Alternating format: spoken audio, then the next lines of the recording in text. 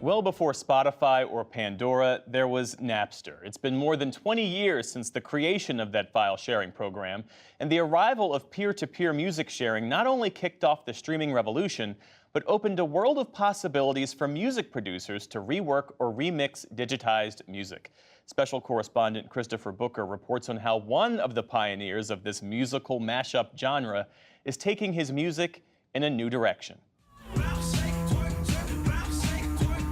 The musical world created by Greg Gillis, better known as Girl Talk, is a world of compliments and contradictions. His tracks, often called mashups, are musical reimaginations of contemporary and classic songs. Doing remixes and mashups, you're taking pieces that shouldn't go together and making them seem like they have always existed there. Using a disparate collection of samples and compiling them together into one cohesive track, his work can be a hyper-marriage of the most unlikely pairings. Rapper Jay-Z rhyming over modern English as I Melt With You,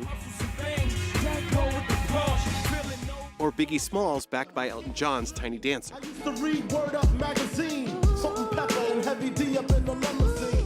I want people to hear the remix, and when they hear the original, have the original sound like not the original version. You know, that's the goal. That's like an impossible thing to get to, but that's kind of like where you want to go. Like you want your version to sound more natural than the original. Gillis's musical journey started in high school. Loving hip-hop and Nirvana, he spent his teen years playing in experimental bands. In college, he studied biomedical engineering and spent his nights starting to mash up samples on his laptop.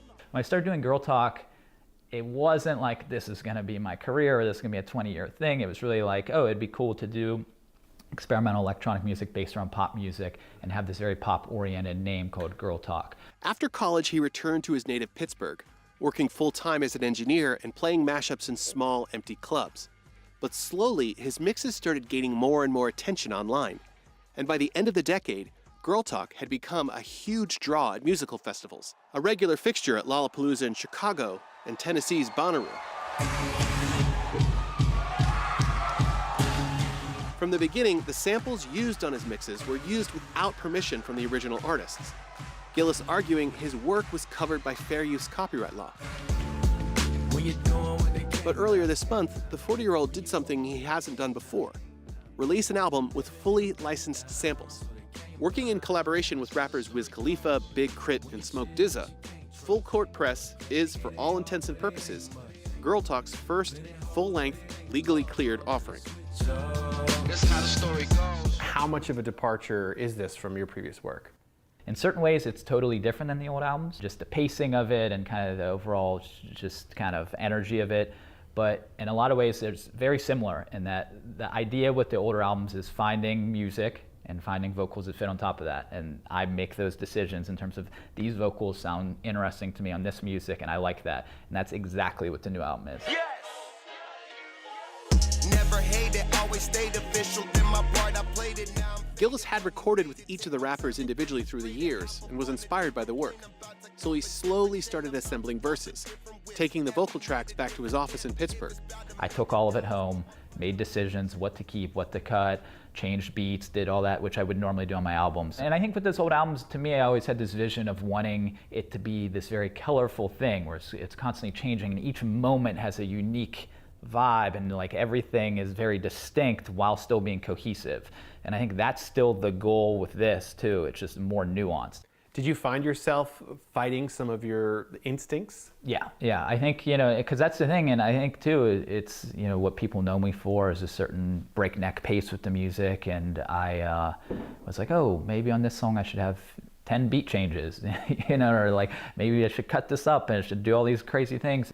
But also, just a good song's a good song. Did you need this creatively?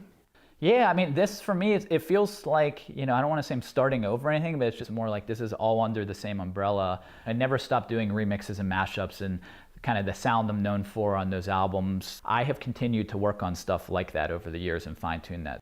This is kind of like the beginning of the set, so it's like... Gillis spent 3 months prepping for his current tour. In addition to his daily duties as a father, he spent each day meticulously working over his 90-minute set, reworking transitions, beats, hand claps, every single second. Here's the organ sample and then the bass sample. So I'm going to turn off the organ I love people liking it on different levels. I love people liking it on a very superficial level. That's awesome. Like, I never thought I'd be able to make anything, especially coming from the underground experimental music. I never thought I'd be able to make anything that like more than 10 people enjoyed. I think with doing remix and mashups, I think once you have some success and it's working out, it's not like I grew tired of it because I've continued to make stuff like that and continue to tour, but it's almost like this worked out. It almost feels like I did it. Let's see what else we can do. For PBS News Weekend, I'm Christopher Booker.